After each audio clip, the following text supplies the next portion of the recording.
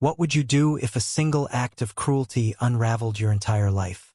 In the sleepy town of Willow Creek, where secrets bloom like wildflowers and grudges fester beneath polite smiles, a single photograph became the spark that ignited a firestorm. This is the story of Clara, a war widow clinging to memories, and Karen, a woman whose envy led to a devastating mistake, one she could never undo.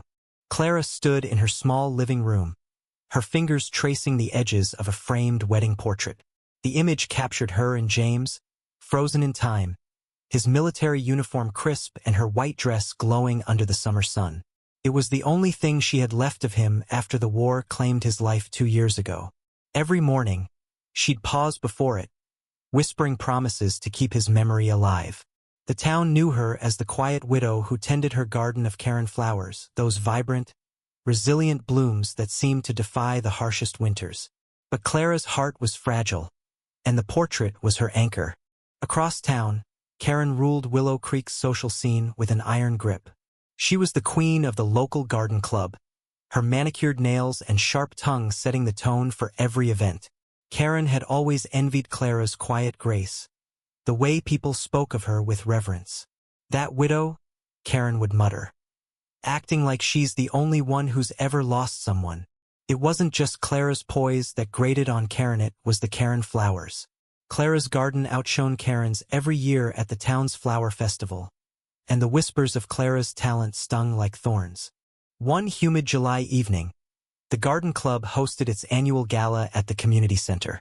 Clara, as always, arrived with a modest bouquet of her Karen flowers, their petals a riot of crimson and gold. Karen, decked in a gaudy floral dress, eyed the bouquet with disdain. "They're just weeds," she said loudly, ensuring Clara heard. The room tensed, but Clara only smiled softly and placed her flowers on the display table, next to her wedding portrait, which she'd brought to honor James during the event's memorial segment. As the night wore on, Karen's resentment simmered. She watched Clara mingle, her quiet strength drawing people in. When the memorial segment began, Clara stepped forward to speak about James, her voice steady but thick with emotion. She held the portrait, her words painting a picture of a man who'd loved fiercely and died bravely. The crowd was silent, moved by her vulnerability.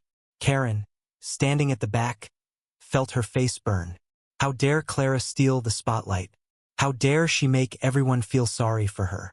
In a moment of reckless spite, Karen slipped into the display area during a break. The portrait sat unguarded, Clara's bouquet beside it. Karen's hands trembled as she grabbed the frame. She didn't plan to destroy it, not at first. But the weight of her envy, years of feeling second best, pushed her over the edge. With a vicious tug, she tore the photograph in half, the sound of ripping paper drowned out by the gala's chatter. She stuffed the pieces behind a curtain, wiped her hands, and rejoined the crowd, her heart pounding with a mix of guilt and triumph. Clara's scream later that night shattered the room's warmth. She'd gone to retrieve her portrait, only to find it in tatters. The crowd gathered, gasping, whispering. Clara clutched the pieces, tears streaming down her face, her composure crumbling. "Who would do this?" she whispered, her voice breaking. Karen stood frozen, her smugness replaced by a creeping dread. She hadn't expected Clara to react like this, so raw, so broken. The room's eyes turned accusing, searching for a culprit. Enter Tom, a lanky man in his 50s who'd been quietly tending bar all evening. He was new to Willow Creek, a drifter who'd taken the job to earn a quick buck. No one knew much about him except that he had a knack for observing people. Tom stepped forward, his voice calm but firm. "I saw who did it," he said, his eyes locking onto Karen. The room went still. Karen's face paled, her laugh forced. "That's ridiculous. I was with everyone else." But Tom wasn't just a bartender. He was Clara's uncle, a man who'd kept his connection to her quiet to avoid drawing attention. More importantly, he was a state senator with a reputation for justice and a network that stretched far beyond Willow Creek. He'd been watching Karen all night, sensing her bitterness. When he saw her slip away, he'd followed, witnessing her act of cruelty. "I saw you tear it," he said, his voice cutting through her protests. And I've got the security footage to prove it. The twist hit Karen like a freight train. She stammered, her excuses unraveling. The crowd turned on her, their murmurs growing into a chorus of condemnation. Clara, still holding the torn portrait, looked at Karen with a mix of pity and pain. "Why?" she asked, her voice barely audible. Karen had no answer, only a sinking realization that her petty act had exposed her to the entire town. The fallout was swift and merciless. Tom didn't just stop at exposing Karen. He used his influence to ensure her actions had consequences. The garden club expelled her, and the local paper ran a scathing article about the incident, painting Karen as the villain who desecrated a war widow's memory. Businesses she frequented turned cold, and her social empire crumbled. But the real blow came when Clara, in a quiet act of grace, chose not to press charges. "I don't want revenge," she said to Tom. "I just want to heal." Karen, however, couldn't escape her own guilt. She saw Clara's face in her dreams, ascending, descending, her screams echoing in Karen's mind. She tried to apologize, but Clara, with quiet dignity, turned her away. "You took something irreplaceable," Clara said.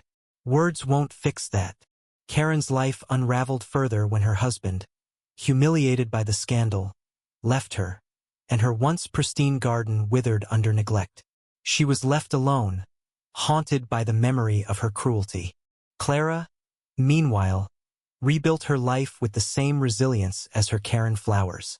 She restored the portrait as best she could, though the tear remained a visible scar. The town rallied around her, their support a testament to her strength. But the victory was bittersweet.